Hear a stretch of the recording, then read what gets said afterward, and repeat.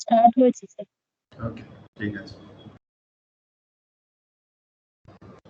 अच्छा देखो basically audit में क्या पढ़ना है आज मौसमी, देख ऑडिट में आज हम लोग बात करेंगे। अच्छा लास्ट डे क्या हुआ था, मुझे एक बार थोड़ा याद दिलाएगा। लास्ट डे हम लोग डिस्कस किए थे इनिशियल एंगेजमेंट ओपनिंग बैलेंसेस, है ना, ऐसे 510 यही हुआ था ना। ओके ओके, बस उसी के साथ हम लोग अभी आगे कंटिन्यू करेंगे। आज हम लोग बात करेंगे using the work of other auditor. क्या ये स्टार्ट हुआ था using the work of other? Last week class नहीं हुआ था। Using the work of other auditor क्या मैं नहीं स्टार्ट नहीं हुआ था। ओके चलो फिर वहीं से स्टार्ट करते हैं, ठीक है। अच्छा स्क्रीन शेयर है कि नहीं मुझे थोड़ा बताना, फिर मैं पहले मैं इसे को बता दूं, ठीक है, उसके बाद में प्रैक्टिकल जैसे कनेक्शन हो करके हम लोग चलते हैं, उस तरह से चलेंगे, ठीक है। ओके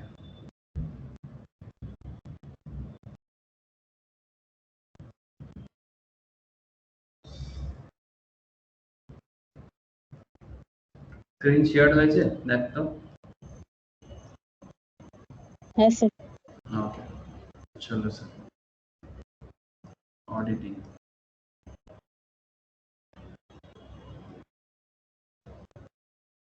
the concept is ऐसे 600 के अंदर आता है। जैसे कि आप लोगों को पता होगा, मैं आप लोगों को ऑडिट का जो एसी एरिया है उसी पे एक्चुअली स्टैंडर्ड ऑफ ऑडिट में ही ना ऑडिट का सारा बात बोला हुआ है, ठीक है। And that is the reason मैं आप लोगों को स्टैंडर्ड ऑफ ऑडिट में ज़्यादा फोकस कर रहा हूँ, ठीक है। कुछ मेन एरिया है, ठीक है, standard of auditing I hope you आप लोग देख रहे हो यहाँ पर, ठीक है। तो ये जो एरिया है ना ये काफ़ी इंपॉर्टेंट एरिया है, ठीक है, बिकॉज ये using the work of others दिखाई दे रहा है, उसमें दिखाई दे रहा है। हाँ सर। तो these are the basically area जिसमें करेंटली मैं डिस्कस कर रहा हूँ। एक बार ऐसे हो जाए उसके बाद हम लोग different kind of question answer system पे और भी अलग अलग कॉन्सेप्ट है, audit strategy, planning, program, lots of concept, documentation है, ऑडिट एविडेंस के बारे में थोड़ा और स्पेशल वे में बताना, ठीक है। तो उसके बाद मैं ये सब एरिया में फोकस करूंगा, लेकिन बिफोर दैट मुझे एक बार तो स्टैंडर्ड ऑफ ऑडिटिंग का जो मेन एरिया है उस पर तो एक बार फोकस करना ही पड़ेगा, ठीक है। तो उसी पे अभी बात चलेगा, बिकॉज स्टैंडर्ड ऑफ ऑडिट के बेसिस पे ही ऑडिट होता है ना, स्टैंडर्ड ऑफ ऑडिट के बेसिस पे ही ऑडिट होता है। तो आज का जो डिस्कशन है, जब भी कोई ऑडिटर किसी कंपनी में ऑडिट करने जाता है, कोई भी ऑडिटर किसी भी कंपनी में जब भी ऑडिट करने जाता है तो उसके लिए अलग अलग कॉन्सेप्ट यूज किया जाता है स्टैंडर्ड ऑफ ऑडिटिंग में। जैसे कि आप देख सकते हो लास्ट क्लास में हम लोगों ने डिस्कशंस किया था इनिशियल एंगेजमेंट के बारे में, before that we discuss about subsequent event, and उससे भी पहले क्लासेस में ऑडिट ऑफ अकाउंटिंग एस्टिमेट्स, है ना। फिर हम लोगों ने ये भी पढ़ा था, याद होगा कि basic elements of audit report, याद आ रहा है?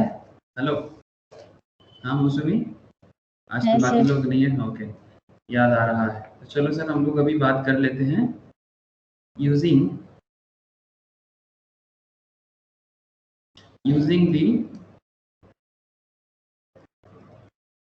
the work of other auditor, ठीक है ना। What is this using the work of other auditor का कॉन्सेप्ट क्या है, ऐसा क्या चीज हम लोग इसमें देखने वाले हैं, ऐसा क्या कॉन्सेप्ट इसके अंदर आता है। तो बेसिकली इसके अंदर हम लोग मेनली क्या डिस्कस करेंगे, लिखना प्लीज। अदर ऑडिटर मीन्स, लिख रहे हैं ना आप लोग? हाँ sir. Other auditor means auditor of component of an organization। मैं प्रैक्टिकली बताऊंगा, बट बिफोर दैट मैं एक बार नोट्स लिखा दो, फिर मैं प्रैक्टिकली भी समझाता हूँ। Other auditor means auditor of component of an organisation, ठीक है। अभी ये auditor of component of an organisation का मतलब क्या है मैं डिस्कस करता हूँ। कंपोनेंट क्या है? Component means branch subsidiary, joint venture,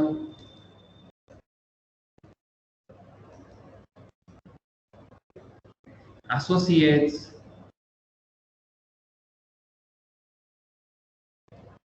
associates. हाँ, एसोसिएट कंपनी होता है ना, याद आ रहा है मौसमी?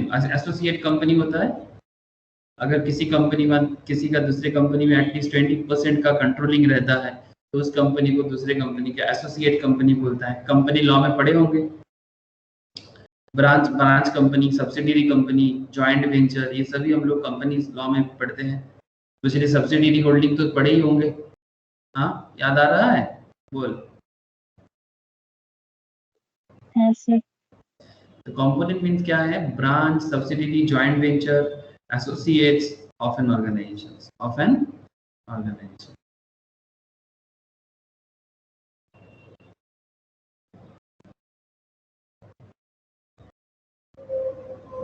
पॉइंट नंबर 3 एक बार मैं लिखा दूं फिर मैं समझाता हूँ।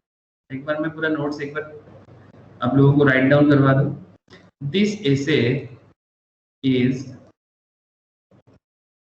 applicable on principal auditor. This essay is applicable on principal auditor.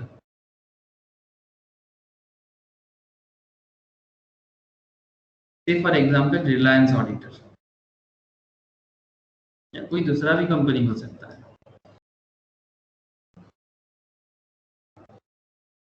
This essay is applicable on principal auditor.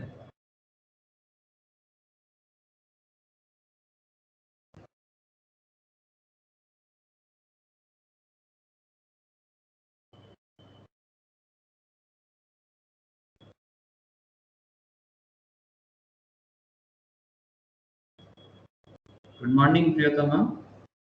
Good morning sir. इतना late?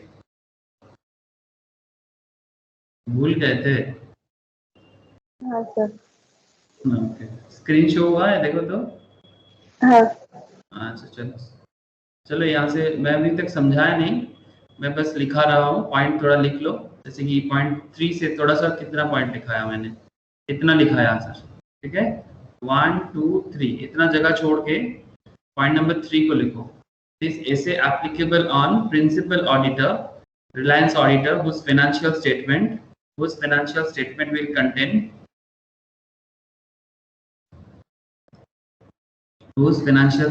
will contain data of components,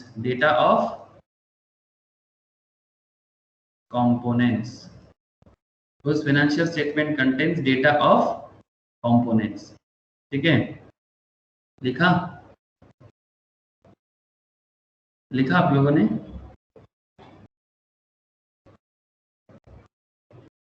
point number 3 हो गया? हाँ बोलो सर। एसए 600। हाँ हाँ, S A 600 उनसे कम है ना? हाँ हाँ, यही हो रहा है, ठीक है, वही हो रहा है। Using the work of other auditor, वही मैं करा रहा हूँ। उसमें मैंने 3 पॉइंट लिखा है अभी। This SA is applicable on principal auditor, reliance auditor, whose financial statement will contain data of components। मैं समझाया नहीं अभी तक, बस मैं लिखा रहा हूँ। यहाँ तक लिख लिए मौसमी? Answer हुआ अच्छा। ओके, एक काम कर सकते हो प्रियतमा, इसको एक स्क्रीनशॉट ले लो, एक स्क्रीनशॉट ले लो, फिर से मैं, हाँ ठीक है, फिर मैं समझाऊंगा जब, तो और फिर से क्लैरिटी आ जाएगा। ओके, पॉइंट नंबर 4 लिखो sir. Even if other auditor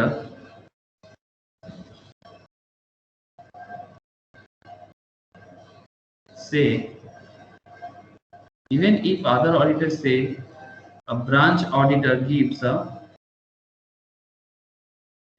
say a branch auditor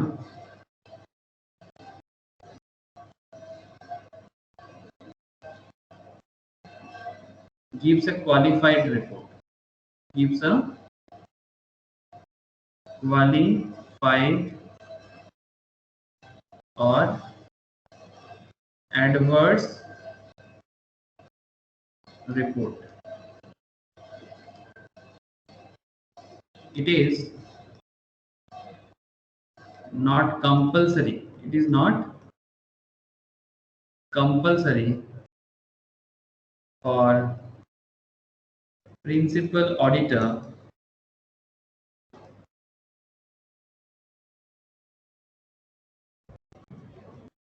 to do the same. Because very important line पढ़ने जा रहे हैं. Because what may be material. What may be material? Material means valuable. Okay, material means valuable. क्या लिखना? Valuable. What may be material misstatement? What may be material misstatement?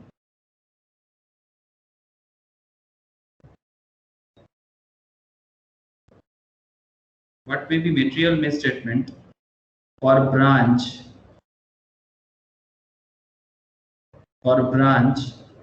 May be non-material.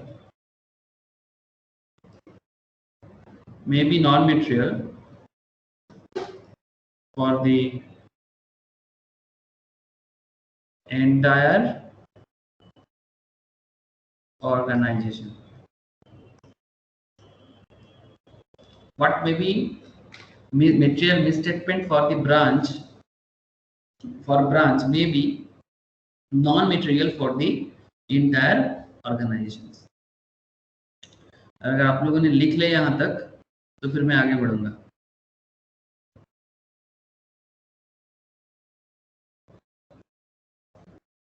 अच्छा, लिख लिया मौसमी? ऐसे ओके. देखो sir, basic concept मैंने बोल दिया आप लोगों को. अब इसको समझना होगा.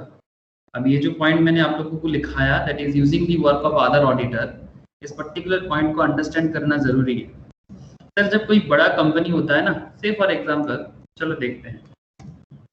ऐसे तो मैंने आप लोगों को हर क्लास में कुछ ना कुछ बड़े कंपनीज के बारे में बताता रहता हूँ.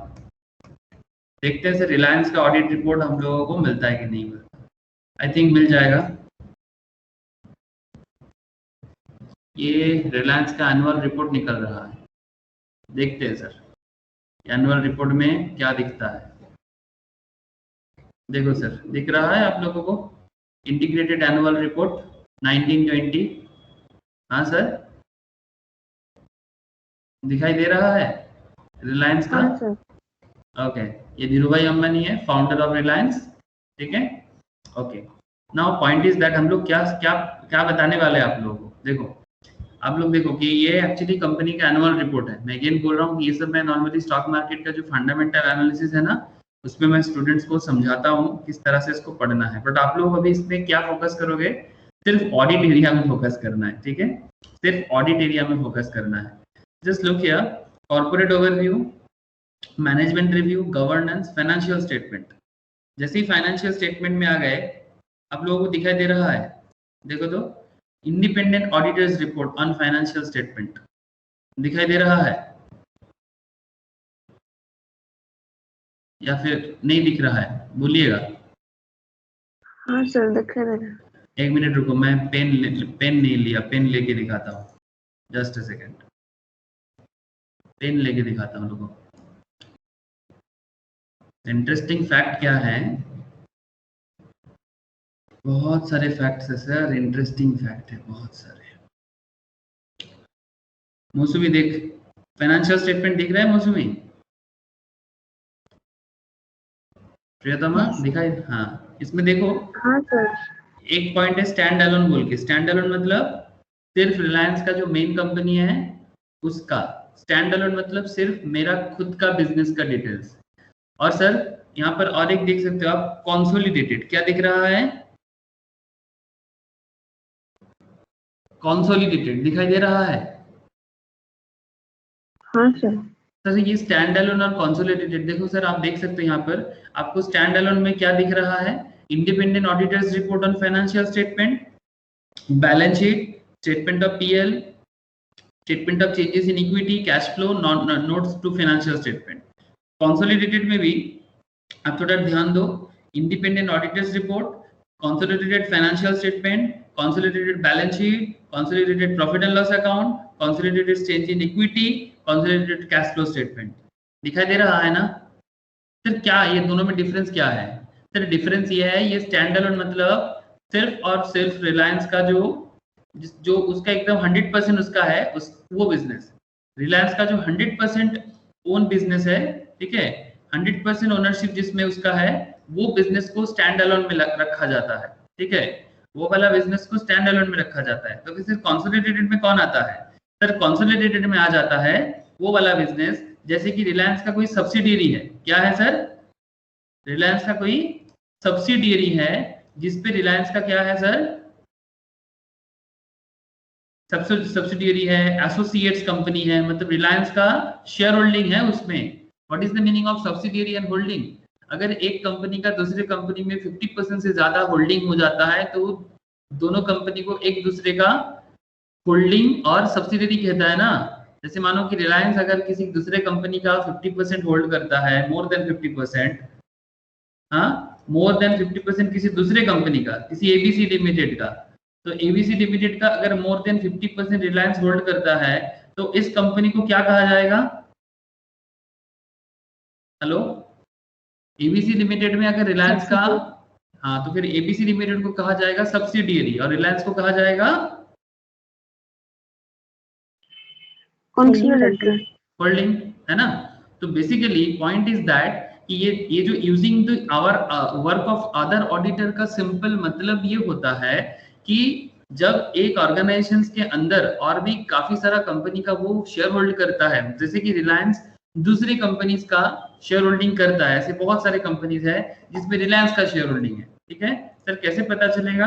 वो तो आपको कंपनी के साइट में जाके भी पता चल सकता है, या फिर अगर आप थोड़ा सा सर्वे रिसर्च करोगे ना सर, अच्छा काम पे लगाओ गूगल का, ठीक है। बहुत सारे लोग सर उल्टा सीधा काम पे लगाते हैं, हम लोग पढ़ाई के काम पे लगा सकते हैं सर, बहुत काम है। ये इंटरनेट को यूज करके दुनिया हासिल हो सकता है। रिलायंस सब्सिडियरी देखते हैं कुछ मिलता है कि नहीं मिलता। रिलायंस इंडस्ट्रीज, जैसे रिलायंस इंडस्ट्रीज मैंने ओपन किया, आपको यहाँ पर कुछ कंपनी जरूर दिख जाएगा कि कौन सा कंपनी रिलायंस के सब्सिडियरीज या शेयर होल्डिंग में है।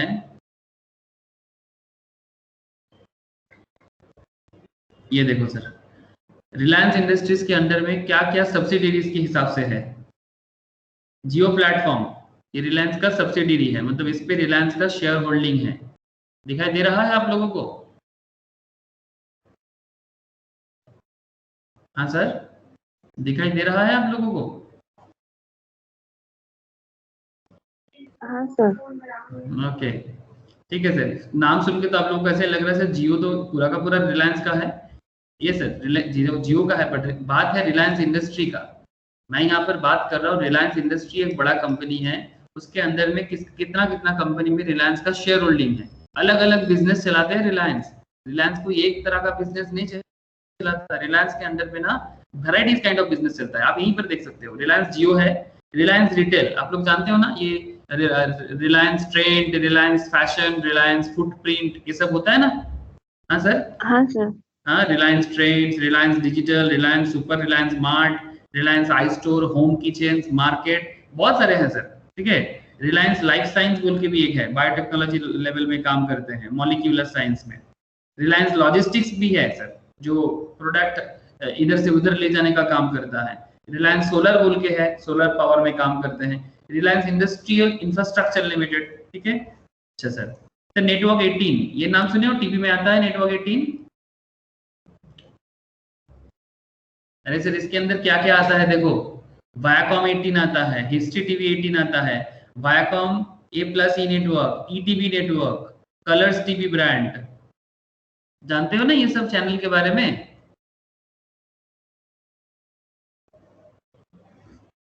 हाँ सर, जानते हो कि नहीं जानते? कलर्स, ETV, वायाकॉम 18 नाम सुने कि नहीं सुने, बोलो ना। हाँ सर। है हाँ, सर। तो ये सब में भी रिलायंस का होल्डिंग है, आप समझ रहे हो ना कि क्यों ये सब मैं बोलना चाह रहा हूँ।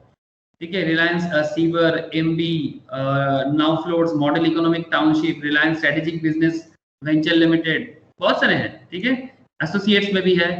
ठीक है, ये देखो कुछ एसोसिएट्स कंपनीज है, रिलायंस जियो इन्फोकॉम भी एसोसिएट्स के अंदर आता है, लाइफ है। फिर यहाँ पर आप देख सकते हो कि डिजिटल फाइबर इंफ्रास्ट्रक्चर ट्रस्ट। ठीक है, तो basically I hope you understand now currently कि मेरा कहने का मतलब बड़ा ही सिंपल है यहाँ पर, कि मैं आप लोगों को जो यहाँ पर शो करना चाहता हूँ, इसके पीछे मेरा मकसद क्या है आप लोगों को समझ में आ गया कि रिलायंस ओवरऑल टोटल में एक कंपनी है, रिलायंस टोटल में एक कंपनी है, और रिलायंस खुद भी एक कंपनी है। मतलब जिसके अंडर में रिलायंस अपना इन्वेस्टमेंट करके रखा है, जिसके पास रिलायंस अपना इन्वेस्टमेंट करके रखा है, वो भी रिलायंस है। और जो रिलायंस एकदम 100% अपने ही चला रहा है, वो भी रिलायंस का अपना है। लेकिन मजा का बात यह है कि जो कंपनी रिलायंस के सब्सिडियरी के बेसिस पे चल रहा है ना, उसका ऑडिटर अलग हो सकता है, उसका ऑडिटर अलग हो सकता है, और रिलायंस खुद अपना ऑडिटर को अलग रख सकता है। लेकिन पॉइंट इज दैट कि जब ऑडिटर रिपोर्ट आता है ना, तो पूरा रिलायंस इंडस्ट्री का ऑडिट रिपोर्ट और अलग अलग सब्सिडियरी या एसोसिएट कंपनी का ऑडिट रिपोर्ट अलग हो सकता है। आप लोग बात समझ में आ रहा है क्या मेरा बात? पूरा रिलायंस का ऑडिट रिपोर्ट और रिलायंस के अंडर जो सब्सिडियरीज है उसका ऑडिट रिपोर्ट अलग हो सकता है, क्योंकि दोनों का फाइनेंशियल स्टेटमेंट अलग है। हाँ सर, दोनों का फाइनेंशियल स्टेटमेंट अलग है, दोनों का फाइनेंशियल अकाउंटेंट मेंटेन करने वाले अलग है।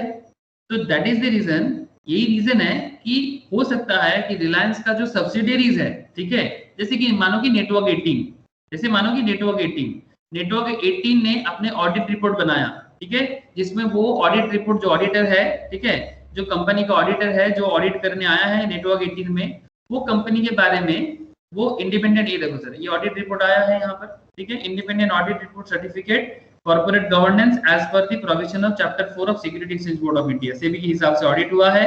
ठीक है, यहाँ पर आप देख सकते हो SRBC group, DTS and associates, chartered accountants, TP Oswal partner, Vikas Kumar Pansari partner, ये लोग अपना ऑडिट किया है यहाँ पर बेसिकली। ठीक है, ऑडिटर का रिस्पॉन्सिबिलिटीज, ये लोग अपना ऑडिट भी किया है, अपना ओपिनियन भी दिया है। ठीक है, यहाँ पर अपना ओपिनियन भी दिया based on the procedure perform by us referred in paragraph 7 and 8। I don't know आप लोग देख पा रहे हैं कि नहीं देख पा रहे, बट यहाँ पर पूरा साफ साफ लिखा हुआ ओपिनियन में। ठीक है, ये देखो पूरा opinion that the company has complied with the conditions, मतलब ये लोग तो क्लियर रिपोर्ट दे रहा है। बड़े कंपनी है सर, इनका रिपोर्ट नॉर्मली क्लियर ही आता है मैक्सिमम केस पे, जरूरी नहीं हमेशा आए, बट नॉर्मली ज्यादा गड़बड़ होता नहीं है। ठीक है, ज्यादा गड़बड़ ये लोग करता नहीं है। The report is either an assurance as to future viability of the company, nor the efficiency or effectiveness within which management is conducting the affairs of the company. So basically point is that कि हो सकता है कि रिलायंस का जो बड़ा मतलब जो ओवरऑल जो कॉन्सेप्ट मतलब जो रिलायंस मतलब स्टैंड अलोन हिसाब से जो रिपोर्ट दे रहा है, रिलायंस स्टैंड अलोन, ये देखो सर यहाँ पर अलग अलग और भी ऑडिट आप लोग देख सकते हो, auditors and auditors report, cost auditors, that means जो कॉस्ट अकाउंटेंट्स है, ठीक है, जो कॉस्ट एंड मैनेजमेंट अकाउंटेंट बन रहा है वो भी अपना अलग से यहाँ पर रिपोर्ट देगा। इसमें सिर्फ कॉस्टिंग का, इसमें इसके अंदर आप देख सकते हो टेक्सटाइल बिजनेस, केमिकल बिजनेस दिखाई दे रहा है मौसमी, हाँ, textile, chemical, polyester, electricity, petroleum, oil gas, composition solution, सब अलग अलग इंडस्ट्री है, इसका कॉस्ट ऑडिट भी करना पड़ता है। ठीक है, तो सारे के सारे ऑडिट है। मौसमी दिखाई दिया तुझे? हाँ, तो बेसिकली पॉइंट इज क्या है, पॉइंट इज दैट कि रिलायंस टोटल में अपना ऑडिट रिपोर्ट दे सकता है अलग, और रिलायंस का इंडिविजुअल लेवल पे उसका अलग अलग जो बेसिकली मैं बोलना चाहता कि उसका जो अलग अलग सब्सिडियरीज है उसका रिपोर्ट भी अलग हो सकता है। ठीक है, ये देखो सर, ये बैलेंस शीट है, स्टेटमेंट ऑफ पीएल है, लेकिन ये बैलेंस शीट स्टेटमेंट पीएल जो है ये सब स्टैंड अलोन है, मतलब रिलायंस का खुद का है। ठीक है, और बाकी हम लोग और भी देख रहे थे ना एकदम स्टार्टिंग में, इसके अंदर सारा का सारा है, कंसोलिडेटेड भी मिलेगा आपको इसके अंदर कंसोलिडेटेड भी मिलेगा। कंसोलिडेटेड मतलब सब्सिडियरी होल्डिंग सब मिला जुला के अपना रिपोर्ट बनाते हैं। ठीक है, होल्डिंग सब्सिडियरी मिला जुला के अपना रिपोर्ट बनाता है। तो कंपनी जब दोनों मिला के रिपोर्ट बनाएगा, ये देखो ये मोस्ट प्रोबेबली ये स्टैंड अलोन है, ठीक है, ये स्टैंड अलोन फाइनेंशियल स्टेटमेंट का नोट्स है। अब नीचे जाओगे तो आपको कंसोलिडेटेड भी दिखेगा, बहुत बड़ा है सर, मैं फिर भी थोड़ा सा आप लोगों को दिखाने का कोशिश कर रहा हूँ कि देखो सर कि क्या क्या होता है। आप लोग जब आगे आगे complete chartered accountant, cost accountant बन जाओगे ना, तो आप लोगों को एक्चुअली कंपनी लेवल में यही सब बिल्ड करना होगा।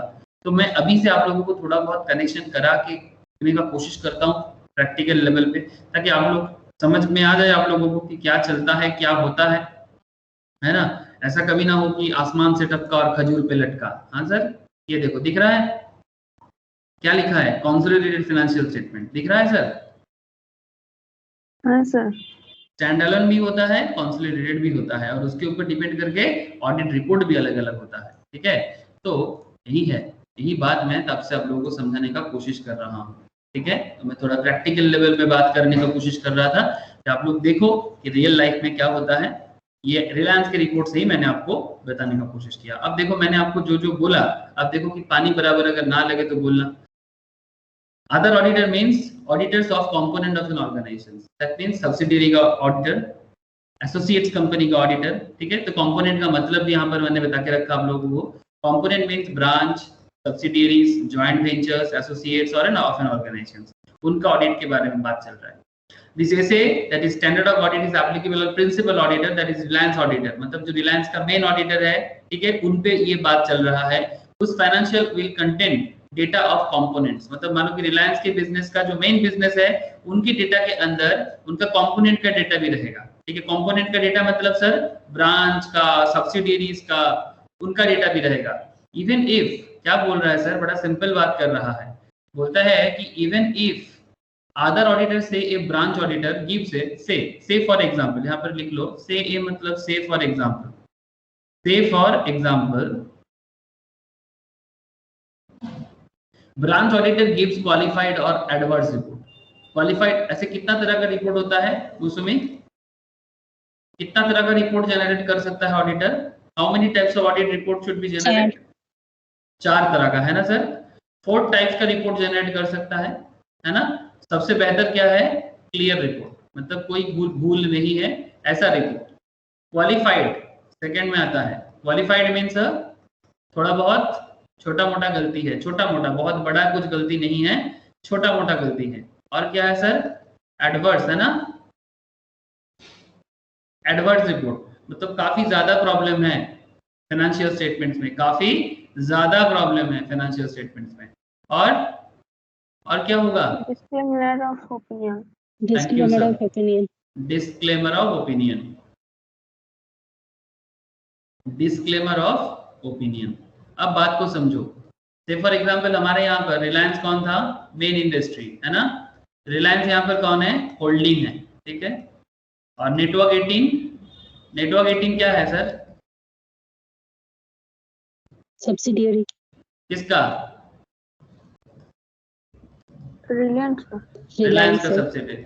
अब मानो कि आप लोग रिलायंस 18 में से फॉर एग्जांपल मानो कि प्रियोतमा ऑडिट करने गया है नेटवर्क 18 में, और नेटवर्क 18 में प्रियोतमा ने ऑडिट किया और प्रियोतमा ने नेटवर्क 18 का रिपोर्ट में एडवर्स रिपोर्ट दिखा रहा है या फिर क्वालिफाइड रिपोर्ट दिखा रहा है। ओके, या तो एडवर्स दिखा रहे हैं या फिर क्वालिफाइड रिपोर्ट दिखा रहा है। किस पे? नेटवर्क 18 पे, ठीक है। लेकिन मौसमी तुम ऑडिट करने गए रिलायंस पे, बट तुम्हारा रिपोर्ट क्लियर है। क्या ये से ऐसा हो सकता है? होल्डिंग का ऑडिट मौसमी ने किया और रिपोर्ट क्लियर दिया, ठीक है, और सब्सिडियरी का ऑडिट प्रियोतमा ने किया और रिपोर्ट में क्वालिफाइड और एडवर्स दिया। क्या ऐसा हो सकता है? इसे 600 कहता है yes, it can be possible, this can be possible. क्यों? देखो सर, वही बताना चाहते हैं sir. Even if other auditor, say for example branch auditor gives a qualified or adverse report, it is not compulsory.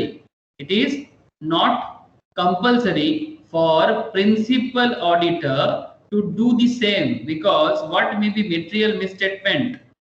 What may be material misstatement? मतलब जो statement material misstatement मतलब जो valuable misstatement ब्रांच के लिए लग रहा है, वो पूरा ऑर्गेनाइजेशन के लिए, इंटर ऑर्गेनाइजेशन के लिए वो वैल्यूएबल ना भी हो सकता है। नेटवर्क 18 के लिए जो बहुत वैल्यूएबल लग रहा है, please try to understand. Network 18 के लिए कोई स्टेटमेंट या फिर कोई वैल्यूएशन, से फॉर एग्जांपल एक 1 करोड़ का कोई वैल्यूएशन है, 1 करोड़ का कुछ मिस स्टेटमेंट हुआ है, ठीक है, 1 करोड़ का मिस स्टेटमेंट हुआ है जो नेटवर्क 18 के लिए वैल्यूएबल है, बट कंप्लीट रिलायंस इंडस्ट्रीज के लिए मे बी मिस स्टेटमेंट नहीं है, ठीक है, इतना तो चलता है। इतना बड़ा ऑर्गेनाइजेशन के कॉन्सेप्ट में जिसका लाख करोड़ का बिजनेस है, उसमें 1 करोड़ का इधर उधर का problem is not a big issue. But अगर सिर्फ नेटवर्क 18 का देखा जाए तो इसके अंदर अगर देखा जाए तो 1 करोड़ का miss statement is a big issue. Do you all understand this point? Hello, बात को है ना? तो ये मैंने रुपीस से बताया, कोई दूसरा पॉइंट भी हो सकता है। फॉर एग्जांपल इनका क्रेडिटर का कुछ वैल्यू इधर उधर हुआ है, या फिर इनका नेटवर्क 18 का डेटर में कुछ प्रॉब्लम हुआ है, ठीक है, सिर्फ पैसा का बात नहीं है, ठीक है, debtor creditor balance sheet asset कुछ भी प्रॉब्लम हो सकता है, ठीक है, वाउचिंग में प्रॉब्लम हो सकता है, वेरिफिकेशन में प्रॉब्लम हो सकता है। बट बात यही है कि नेटवर्क 18 के लिए जो वैल्यूएबल लग रहा है, कंप्लीट रिलायंस इंडस्ट्रीज के लिए वो वैल्यूएबल ना भी हो सकता है ना। एक बड़े फैमिलीज में, जैसे एक सिंपल बात आपको बोलता हूँ, क्यों ऐसा बोल रहे हो सर आप? सर एक बड़े फैमिलीज में खाना एक्स्ट्रा हो जाए, फर्क पड़ता है क्या? बिग फैमिली, आप लोगों का जॉइंट फैमिली है किसी रिलेशन में, या फिर आप लोग मतलब न्यूक्लियर फैमिली से हो सर? हाँ बोलो सर, जॉइंट फैमिली है आप लोगों का? है सर। ओके, तो जस्ट मुझे बताओ, जॉइंट फैमिली मतलब मानो कि 3-4 मतलब मानो कि पापा लोग जो है 3-4 ब्रदर्स, ओके, 3-4 ब्रदर्स, उनका 3-4 का ब्रदर्स का हर एक का वाइफ, उनके बच्चे लोग, एटलीस्ट 15 to 20 मेंबर्स कम से कम, ठीक है, बिग फैमिली। 15 से 20 मेंबर का फैमिली। और न्यूक्लियर फैमिली मतलब 4 to 5 मेंबर्स की फैमिली, ठीक है। अब मुझे एक चीज बताओ कि 15 से 20 जन के फैमिली मेंबर्स में अगर फूड, कुकिंग फूड, ठीक है, मतलब जो कुक फूड हो रहा है, कुकिंग फूड अगर थोड़ा ज्यादा हो जाए, मतलब थोड़ा सा एक्स्ट्रा रह जाए, डू यू थिंक मैटर करता है? No sir. लेकिन 4-5 जन की फैमिली में अगर फूड एक्स्ट्रा हो जाए, मैटर करता है? हाँ सर। क्यों? बिकॉज 4-5 की फैमिलीज में एक्स्ट्रा फूड देने के लिए कोई है नहीं। मतलब 15-20 जन की फैमिलीज में क्या है ना किसी का रिलेटिव आ जाता है घर में, है ना सर? किसी ना किसी का रिलेटिव्स में, किसी ना किसी के कनेक्शन में कोई ना कोई घर में आता जाता रहता है, तो थोड़ा बहुत एक्स्ट्रा खाना, ठीक है, मैटर नहीं करता। बट 4-5 जन के न्यूक्लियर फैमिली में थोड़ा सा फूड एक्स्ट्रा हो गया, फेंकना पड़ता है ना सर? तो ये 4-5 की फैमिली में एक्स्ट्रा फूड मटेरियल में स्टेटमेंट है ना, वैल्यूएबल है। लेकिन 15-20 जन के फैमिली मेंबर्स में extra food is not important, not so valuable, because ये तो बनता रोज ही बनाएगा, वो लोग रोज ही बना लेगा और वो खराब मतलब बेकार भी नहीं जाता है। बट इनके फैमिलीज में थोड़ा एक्स्ट्रा हो जाए मुश्किल बढ़ जाता है, मतलब वो नष्ट होता है। बोलो सर, बात समझ में आया? हाँ सर। हाँ, सेम कॉन्सेप्ट। पढ़ाई जो है ना सर, ये कोई आउट ऑफ वर्ल्ड चीज नहीं होता। मतलब हम लोग इसको बना के रखा है कि chartered accountancy, cost accountancy, hype बना के रखा है, कुछ समथिंग अलग दुनिया का है। अरे क्या अलग दुनिया, इसी दुनिया में तो पढ़ना पड़ता है, इसी दुनिया में तो पढ़ना पड़ता है चार्टर्ड अकाउंटेंट को, तो क्या अलग दुनिया का बात कर लेता है। मतलब लोग ऐसे बोलते हैं ना ये टफ है वो टफ है, अरे टफ कुछ नहीं होता। अब इसको सिंप्लीफाई करके समझो तो तब ना। पढ़ना नहीं चाहोगे, सीखना नहीं चाहोगे तो हर चीज टफ ही लगेगा। जिसको पढ़ने का इच्छा है, सीखने का इच्छा है, टफ नहीं लगेगा। और अगर आप प्रैक्टिकली मैटर को समझने का कोशिश करोगे ना, each and everything is very very connected with your daily life. It's fully depend on students mentality. Okay sir, चलो, तो अल्टीमेटली आप लोगों ने लिख लिया। अच्छा, यहाँ पर क्या लिखा था मैंने? Compulsory for principal auditor who, हाँ ना, टू डू, अच्छा ठीक है, तो समझ में आ गया होगा। Even if the auditor auditor से for example branch auditor gives a qualified or adverse report, it is not compulsory for the principal auditor to do the same, because what may be material misstatements for branch may be non-material for the entire organization. Entire organization मतलब big family and branch मतलब nuclear family. याद रहेगा sir?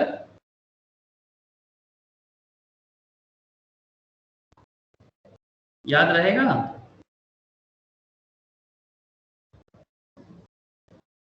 हाँ sir.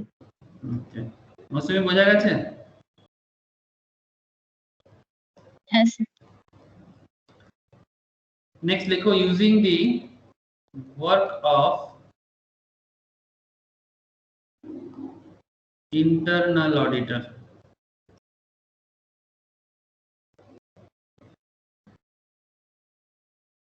Using the work of internal auditor. Point 1.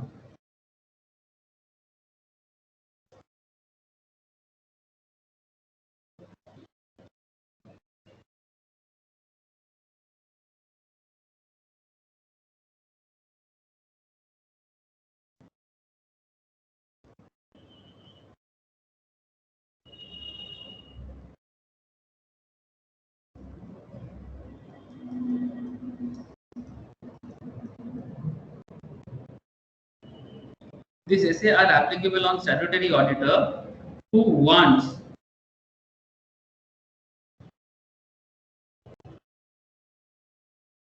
to rely on work of internal auditor.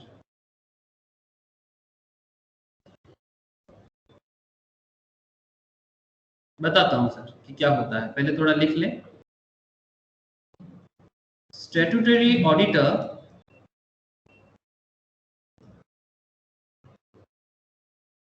will check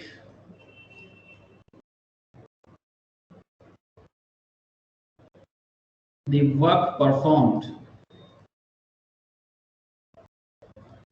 Statutory auditor will check the work performed by internal auditor.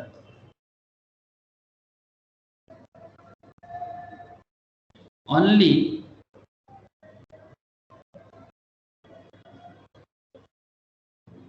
when all 4 conditions are satisfied. Only when all 4 conditions are satisfied. Sir क्या है फिर? चलो sir लिखते हैं आगे 4 conditions क्या है, समझने का काम करेंगे sir. Okay, internal auditor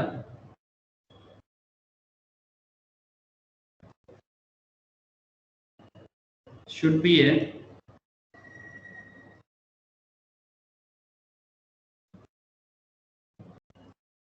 a professionally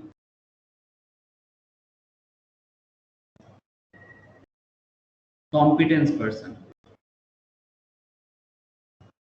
Professionally competent person. Point B, skills and care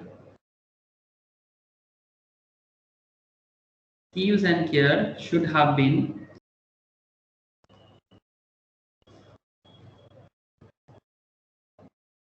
exercised by him.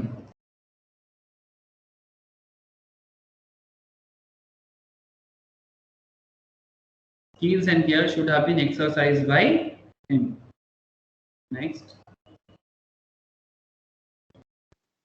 Sir একটু আগের পেজটা দেখান।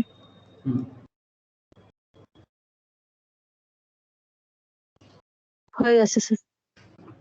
हो गया प्रियतमा? हाँ sir.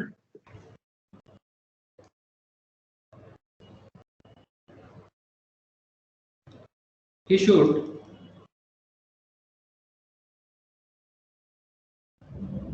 should have enjoyed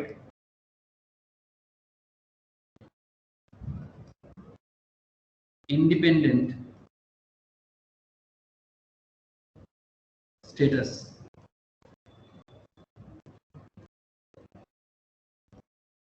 scope of work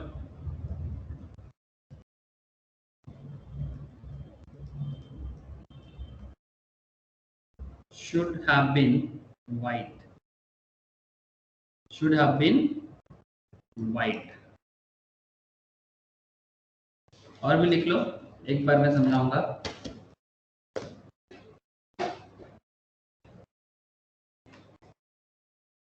तो ये सब क्या हो गया, पॉइंट नंबर 1 के अंदर हो गया. ठीक है, पॉइंट नंबर 1 के अंदर ये सब हो गया. अब पॉइंट नंबर 2 लिखना.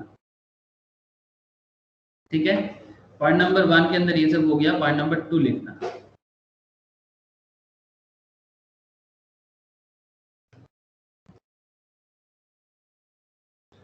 स्टैट्यूटरी ऑडिटर, स्टैट्यूटरी, ठीक है, statutory auditor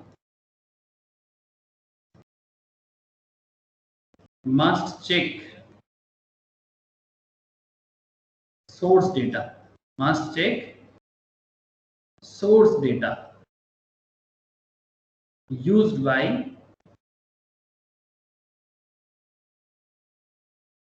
internal auditor, used by internal auditor. Assumption made by, assumption made and by नहीं, assumption made and arithmetical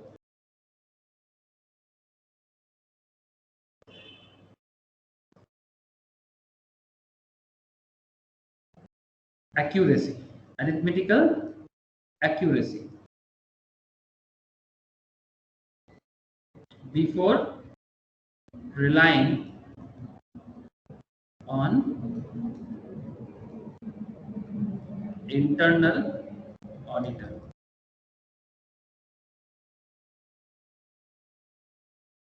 Point 3,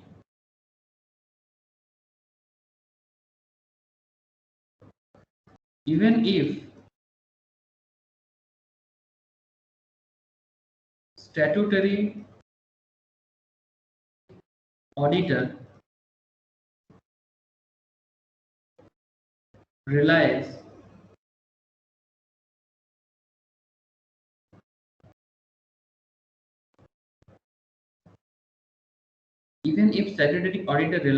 responsibility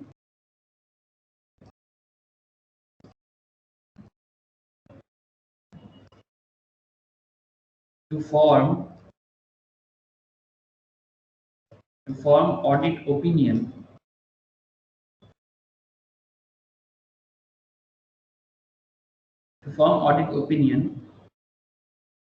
even if statutory auditor realizes responsibility to form audit opinion is still lies on him. Even if statutory auditor realizes responsibility to form audit opinion, realize responsibility.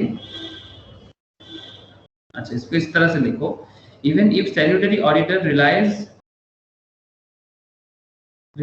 मतलब statutory auditor internal auditor पे realize कर सकता है, but responsibility to form audit opinion is still lies on him.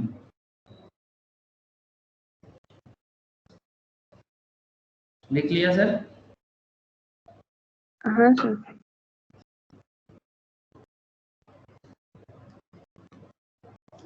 Sir হয়নি, আরেকবার দেখান.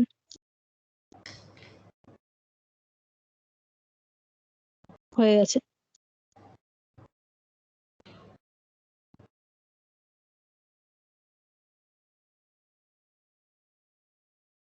This essay is not applicable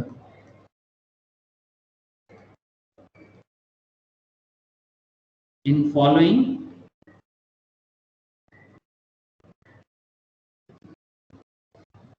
two cases.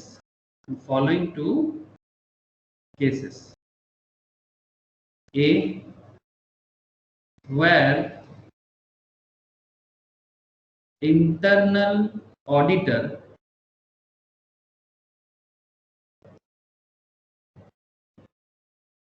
where internal auditor refuses to cooperate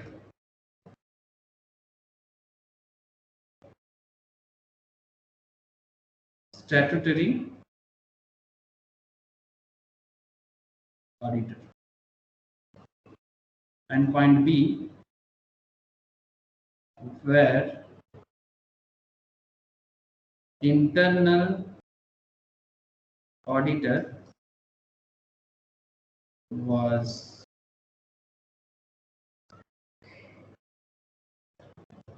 assistant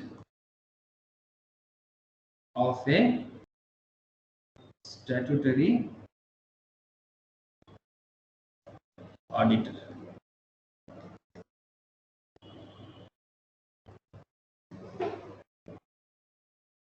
देख लिया तो बोलिएगा। हाँ सर हुआ सबको? मौसमी लिखे चीज? हाँ सर। ओके, रुको अब इसको मैं थोड़ा सा आप लोगों को अगेन थोड़ा प्रैक्टिकल कनेक्शन हो जाना चाहिए ना। जस्ट वेट करो, मैं आप लोगों को प्रैक्टिकल कनेक्शन करता हूँ। प्रैक्टिकल कनेक्शन करता हूँ, just a second.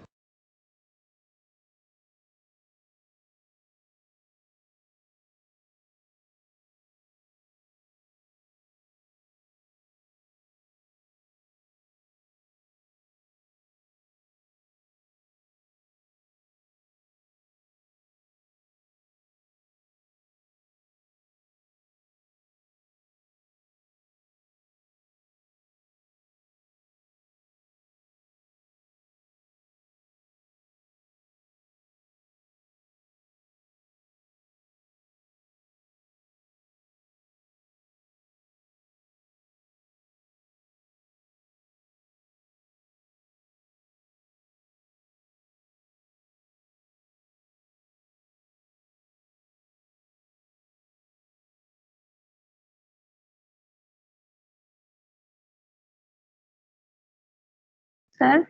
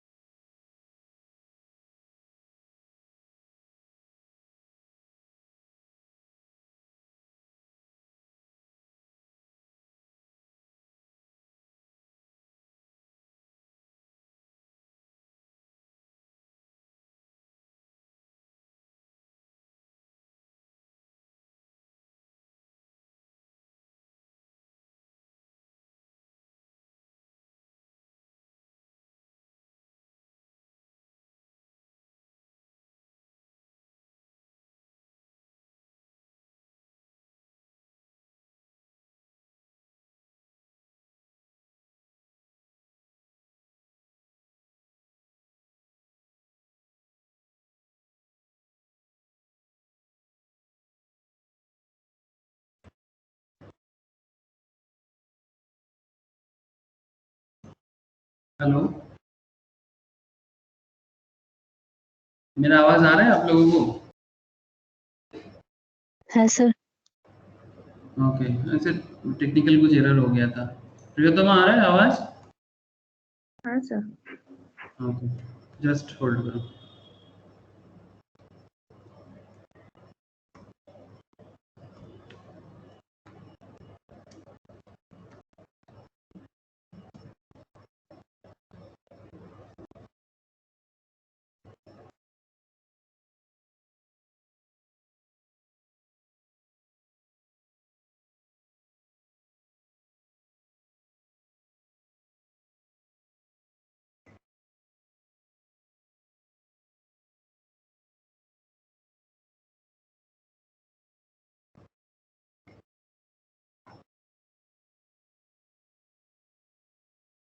Just a second.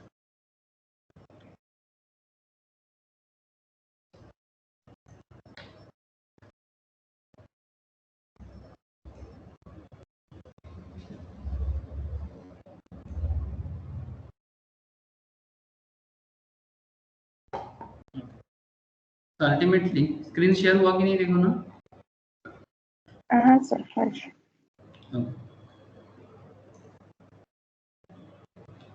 देखो यूजिंग दी वर्क ऑफ क्या बोला सर हम लोगों ने, इंटरनल ऑडिटर, है ना।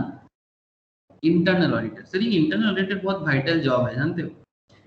एक्चुअली क्या है कि मैं आपको एकदम सिंपली बोलूं कि इंटरनल ऑडिटर कोई भी बन सकता है। इंटरनल ऑडिटर के लिए कोई स्पेशल क्वालिफिकेशंस का मेंशन कहीं पर भी नहीं किया गया है, बट मैटर इज दैट कि अगर आपको अकाउंट्स, टैक्स, फाइनेंस, जीएसटी, इस तरह का सब्जेक्ट का, law, business law, company law, if you don't have knowledge in this kind of subjects, then आप इंटरनल ऑडिटर नहीं बन सकते। मतलब एक इंटरनल ऑडिटर के अंदर भी उतना ही नॉलेज होना चाहिए जितना एक एक्सटर्नल ऑडिटर के अंदर होना चाहिए। तो सर इंटरनल ऑडिटर क्यों लगाया जाता है? सर मार्केट में ना इंटरनल ऑडिटर का भी मार्केट में वैकेंसी निकलता है, बहुत डिमांडिंग जॉब है। आप लोग देख पा रहे हो? हाँ सर, क्या आप लोग देख पा रहे हो सर? इंटरनल ऑडिटर मैन्युफैक्चरिंग क्या मांग रहा है? चार्टर्ड अकाउंटेंट, ठीक है। अच्छा, dramatic staffing service private limited, consultant internal audit Genpact, okay. अच्छा, manager internal audit ascent HR solutions, बहुत सारे हैं, मतलब भरा पड़ा होगा मार्केट में। इंटरनल ऑडिटर का बहुत जॉब निकलता है sir. Internal auditor, PM relocations, internal audit Deloitte, ठीक है। डिलॉयट का भी, डिलॉयट तो बड़ा फार्म है, आप लोग जानते ही हो, है ना। ये देखो सर, इंटरनल ऑडिटर के लिए मांग रहे हैं। आप लोग भी आगे आगे एज इस तरह का जॉब के लिए अप्लाई कर सकते हो जब आप लोग कम्प्लीटली एकदम पढ़ाई लिखाई कंप्लीट कर लोगे। तो बेसिकली क्यों इंटरनल ऑडिटर चाहिए होता है? स्टैट्यूटरी ऑडिटर आने से पहले अगर अकाउंट्स वगैरह में सही तरह का सब कुछ हो ना, हमारा जो एनुअल रिपोर्ट निकलता है उसके अंदर जो हम लोग बार बार तब से जैसे रिलायंस का देख रहे हैं, ठीक है, जैसे रिलायंस का एनुअल रिपोर्ट वगैरह देख रहा है, तो इंटरनल ऑडिटर से एक बार ऑडिट करवाने के बाद अगर एक्सटर्नल ऑडिट से करवाए तो फिर रिपोर्ट बहुत अच्छा आता है, ठीक है। इसी पर्पस के लिए इंटरनल ऑडिटर यूज करने का मार्केट में एक टेंडेंसी है, ये देखो पीडब्ल्यूसी पे भी है, मतलब ये सब बिग फोर है, आप लोग जानते हो, पीडब्ल्यूसी भी मांग रहा है। लेकिन सर इंटरनल ऑडिटर बनने के लिए आपको स्पेसिफिकली, जैसे स्टैट्यूटरी फाइनेंशियल ऑडिट का अगर मैं बात करूं, स्टैट्यूटरी फाइनेंशियल ऑडिट सिर्फ और सिर्फ चार्टर्ड अकाउंटेंट ही कर सकता है, बात को समझिएगा। फाइनेंस ऑडिट या अकाउंट्स ऑडिट का जो स्टैट्यूटरी ऑडिट है, ठीक है, फाइनेंस ऑडिट जो है सर, फाइनेंस ऑडिट सिर्फ और सिर्फ चार्टर्ड अकाउंट ही कर सकता है, एक्सटर्नल ऑडिट। ये ताकत, ये power government of India external audit का जो कॉन्सेप्ट है, ये फाइनेंस ऑडिट का जो ये सीए को ही देके रखा है। जैसे कि कॉस्ट ऑडिट का रिस्पॉन्सिबिलिटीज, अगर कॉस्ट ऑडिट का बात करूं तो ये सिर्फ और सिर्फ सीएमए को देके रखा है। लेकिन सर ऑब्वियसली फाइनेंस ऑडिट का स्कोप ज्यादा है, ठीक है, इसमें तो कोई दोहराई नहीं है। फाइनेंस ऑडिट का स्कोप ज्यादा है compare to cost audit, but ये देखो सर, इसका फ्यूचर बहुत ब्राइट है। मतलब जितना इंडिया में मैन्युफैक्चरिंग एंटिटी बढ़ेगा उतना कॉस्ट ऑडिट का मतलब इम्पोर्टेंस और बढ़ता जाएगा सीरियसली, तो इसका फ्यूचर बहुत ब्राइट है। लेकिन सीए का तो कॉन्सेप्ट आप लोग जानते हो, ऑलवेज गोल वाला, ठीक है। लेकिन सर अब बात करते हैं इंटरनल ऑडिटर का। Sir internal auditor obviously accounts, finance, tax, GST जैसे सब्जेक्ट्स में नॉलेज कौन रखता है? या तो चार्टर्ड अकाउंटेंट या तो कॉस्ट अकाउंटेंट, ठीक है। तो इंटरनल ऑडिट कोई भी कर सकता है, ठीक है, इवन बीकॉम एमकॉम वाले भी कर सकते हैं। हाँ सर, बीकॉम एमकॉम वाले भी कर सकते हैं, पर मैं बोला ना आपको, उतना एलिजिबल नॉलेज होना चाहिए, उतना ड्यू स्किल एंड केयर होना चाहिए। तो ये देखा जाता है कि सीए सीएमए के पास ही इस तरह का नॉलेज ज्यादा होता है, लेकिन इसके लिए आपको सीए का मतलब डिग्री होना जरूरी नहीं है। किसके लिए? इंटरनल ऑडिट के लिए, ठीक है। और कंपनी इंटरनल ऑडिट में बहुत भरोसा करते हैं, बिकॉज एक्सटर्नल ऑडिट में रिपोर्ट उनको अच्छा रिपोर्ट मिले जो उनका एडवाइजरी लेवल के लिए, फाइनेंशियल प्रोस्पेक्ट के लिए अच्छा होता है, इसलिए इंटरनल ऑडिट भी करवाया जाता है। इवन आप लोग जब आर्टिकल असिस्टेंस का काम करोगे ना किसी ना किसी ऑर्गेनाइजेशन पे, आर्टिकल असिस्टेंस का काम करोगे तो आप एज एन आर्टिकल भी ना इंटरनल ऑडिट करते हो, ठीक है। वो अलग बात की प्रैक्टिस में इंटरनल ऑडिट को बहुत मतलब वैल्यूएशन दिया जाता है, बट आर्टिकल असिस्टेंस भी इंटरनल ऑडिट करता है किसी कंपनी के बिहाफ में। मतलब आर्टिकल असिस्टेंट को ना जो चार्टर्ड अकाउंटेंट या कॉस्ट अकाउंटेंट किसी कंपनी का अकाउंट्स का मतलब जिम्मा रखा है, मतलब रेस्पॉन्सिबिलिटीज दिया है। से फॉर एग्जांपल आप रिलायंस का, आपका कोई फार्म है जो रिलायंस का अकाउंट संभालते हैं और आप उस पर्टिकुलर फार्म में क्या करते हो सर, आर्टिकल हो, तो आपको बीच बीच में भेज देगा और आप क्या करोगे, आप वहां पर जाके इंटरनल ऑडिट करके आओगे। उसके बाद एक्सटर्नल ऑडिटर अलग होगा। जो फार्म से इंटरनल ऑडिट होता है वही फर्म एक्सटर्नल ऑडिट नहीं कर सकता। आप लोग बात समझ रहे हो? जो पर्टिकुलर फर्म इंटरनल ऑडिट करता है मतलब बेसिकली वो अकाउंट्स मेंटेन कर रहा है एक तरह का, वो एक्सटर्नल ऑडिट नहीं करेगा, एक्सटर्नल ऑडिट भी दूसरा होगा। ठीक है, ये मार्केट में प्रैक्टिस है। लेकिन सवाल ये है, तो फिर क्वेश्चन क्या है? क्वेश्चन यही है कि this SA applicable on statutory auditor who wants to rely on work of internal auditor. ठीक है, अगर आप इंटरनल ऑडिटर के काम पे रिलाई करना चाहते हो तो कर सकते हो, बट कुछ लिमिटेशन है। Statutory auditor will check the work performed by the internal auditor only when all 4 conditions satisfied। जैसे कि internal auditor should be a professionally competent person, मतलब आपके अंदर वो professional competence होना चाहिए। skills and care should have been exercised by him, proper exercise and skill होना चाहिए। he should have enjoyed independent status, internal auditor को भी independent status मिलना चाहिए। scope of work should have been wide, रोक टोक नहीं होना चाहिए। statutory auditor must check source data, मतलब जहां से इंटरनल ऑडिटर इंटरनल ऑडिट किया है वो सोर्स डेटा को चेक करेंगे। अगर देखेगा कि सोर्स डेटा सही है तो एजम्पशन सही मान लिया जाएगा, अरिथमेटिकल एक्यूरेसी भी सही है, तो फिर इंटरनल ऑडिटर के ऑडिट पे एक्सटर्नल ऑडिटर एकदम पक्का पक्का भरोसा कर सकता है। सिर्फ इंटरनल ऑडिटर कोई भी हो सकता है, चार्टर्ड अकाउंटेंट भी करता है, सीएमए भी करता है, बीकॉम एमकॉम वाले भी कर सकते हैं, चाय वाला भी कर सकता है। यस सर, बस आपको मैं बोला ना चाय वाला में कोई प्रॉब्लम नहीं है, but you must have a professional competence, मतलब आपके अंदर accounts, finance, tax, GST, company law, this kind of commerce का जो हाई फाई टॉपिक एरिया है इसमें आपको प्रॉपर नॉलेज रखना चाहिए, तब जाके आप भी कर सकते हो। Even if statutory auditor relies, हो सकता है कि स्टैट्यूटरी ऑडिटर इंटरनल ऑडिट पे बहुत ज्यादा रिलाई कर लिया, but responsibility to form audit opinion तो सर ऑब्वियसली एक्सटर्नल ऑडिटर के थ्रू से ही हो सकता है, वो इंटरनल ऑडिटर नहीं कर सकता। ठीक है, दिस ऐसे is not applicable in following 2 cases. ठीक है, 2 केसेस में ऐसा नहीं हो सकता जहां पर internal auditor refuses to cooperate statutory auditor. अगर इंटरनल ऑडिटर स्टैट्यूटरी ऑडिटर को कोऑपरेट नहीं करेगा तो ये एप्लीकेबल नहीं होगा। और जहां पर internal auditor was assistant of statutory auditor, अगर ये स्टैट्यूटरी ऑडिटर का असिस्टेंट है, ठीक है, तो फिर इसको नहीं माना जाएगा। अदरवाइज इंटरनल ऑडिट एकदम पक्का पक्का चल सकता है। Even external auditor internal audit पे भरोसा भी कर सकता है, और मार्केट में इसका प्रैक्टिस है, तभी तो मार्केट में जॉब देख रहे हो आप ना। डेलॉयट का जॉब है, पीडब्ल्यूसी का जॉब है, केपीएमजी का जॉब है, भरा पड़ा है मार्केट में इंटरनल ऑडिटर का जॉब। ठीक है, ये इंटरमीडिएट पास करने के बाद इस तरह का जॉब का बहुत ज्यादा फोकस मिलता है। ठीक है, फाइनल के बाद तो आप लोग एकदम कंप्लीट ऑडिटर बन जाओगे। ठीक है, लेकिन CA inter, CMA inter, even CS inter को भी मिल जाता है कभी कभी, but obviously CA CMA inter वाले को ये ऑडिट वगैरह का स्कोप बहुत ज्यादा होता है। ओके सर, लिख लिया ना? समझ में भी आ गया होगा? हाँ सर।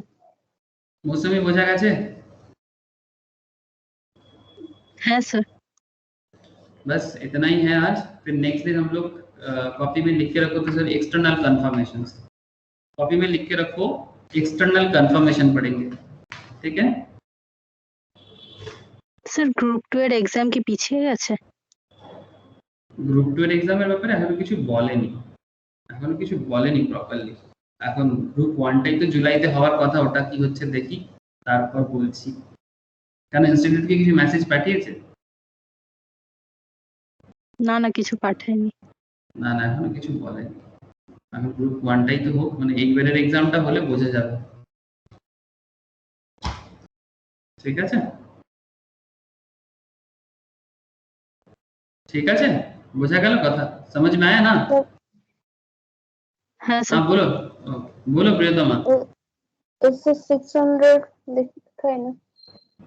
इससे 600 इंटर ले लो। मैं समझा नहीं, तुम्हारा आवाज कट रहा है। हेलो, बोलो प्रियतमा बोलो। स्क्रीनशॉट नहीं लिया है मैंने। वो स्क्रीनशॉट नहीं लिया? अच्छा, शो करूं फिर से एक बार? अच्छा रुको, हाँ सर। रुको जल्दी ले लो, मैम का क्लास है, जिन लोगों का क्लास है मैम का, आई थिंक आप लोगों का नहीं है। ये लो,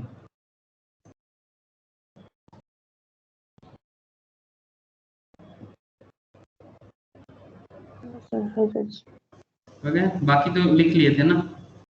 हाँ सर, मैम का अकाउंट क्लास है ना? तुम्हारा है कि नहीं मुझे नहीं पता। तुम्हारा है कि नहीं पता नहीं, अगर है तो मैम तुम्हें बता देता है अभी। ठीक है, ठीक, हाँ, ठीक है, bye okay sir. Okay tata, बस। ओके टाटा।